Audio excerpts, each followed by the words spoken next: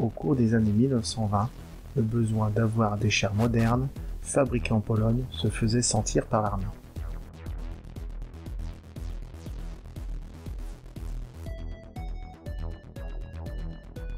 Comme les ingénieurs polonais n'avaient aucune expérience dans le domaine du char, il fut décidé d'acheter ces chars à l'étranger, si possible avec une licence d'exportation.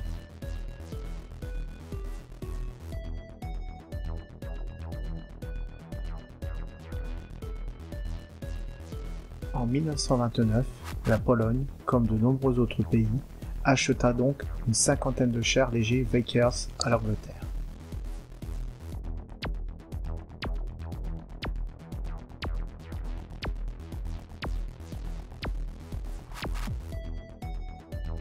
À partir de ce char léger, bon marché, fiable et performant pour l'époque, les ingénieurs polonais apportèrent un certain nombre d'améliorations.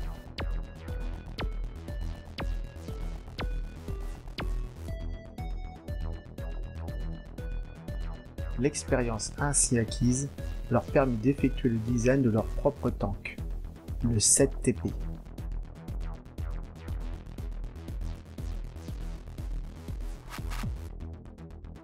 En 1930, l'armée polonaise évalua le tank. La pression générale était bonne, en relevant toutefois quelques défauts. Insatisfait par son moteur, des surchauffes apparaissaient. Le blindage était aussi trop faible et l'équipage trop à l'étroit. Partant du char britannique, les ingénieurs mirent au point un nouveau modèle, équipé d'un moteur diesel plus puissant. Il devint le premier char diesel au monde à être produit en série. La vitesse, le blindage et la maniabilité furent aussi améliorés.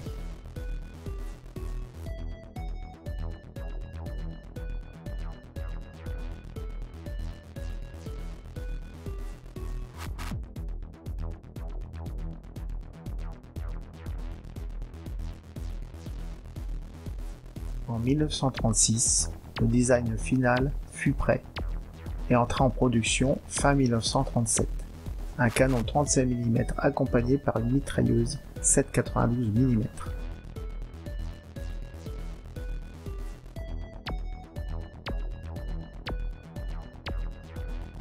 Les premiers modèles à double tourelle furent progressivement remplacés par le modèle à simple tourelle.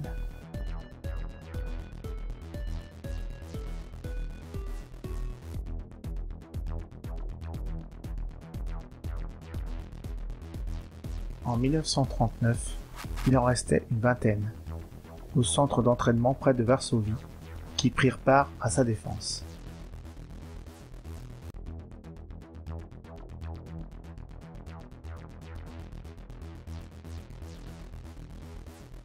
« 136 modèles furent construits, dont 24 à tourelle double, 108 à tourelle simple et 4 dont le blindage était constitué de plaques de fer.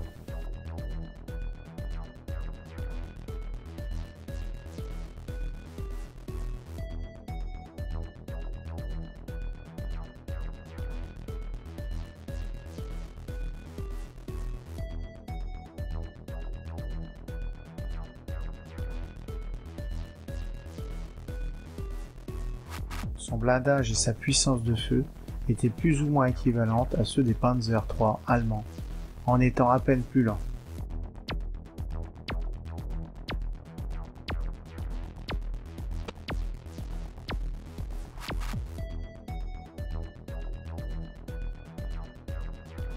Il était parfaitement apte à s'attaquer aux Panzer I et II, mais comme les Polonais ne disposaient que de 136 chars 7TP lors de l'invasion allemande, ils furent alors totalement submergés.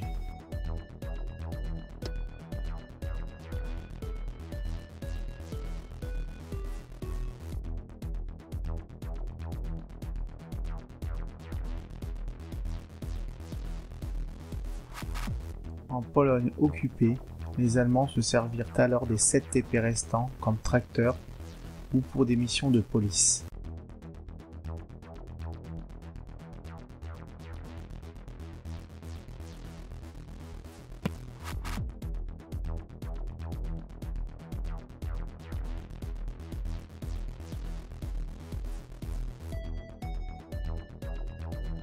Les tanks polonais ne furent jamais regroupés en force pour pouvoir inquiéter les Allemands, et l'effet fut négligeable sur les batailles.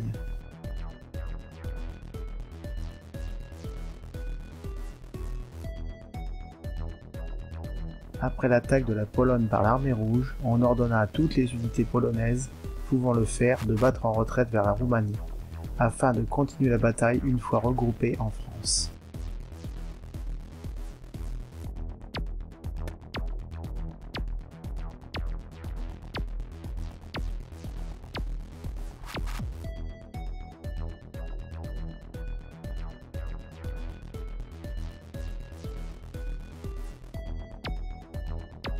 Seulement, dans la totale désorganisation, peu de groupes reçurent cet ordre à temps, et l'armée soviétique empêcha toute retraite en Roumanie.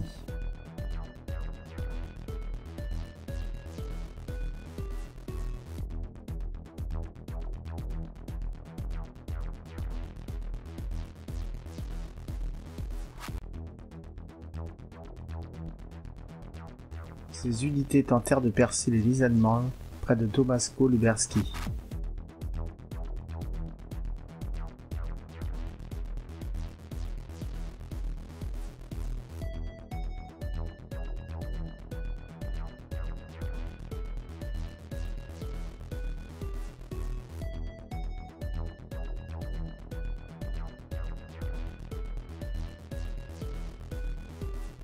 L'attaque fut partiellement réussie à travers les rangs de la 4e division légère d'infanterie, mais les contre-attaques de la 2e Panzerdivisionen empêchèrent un passage en force des Polonais.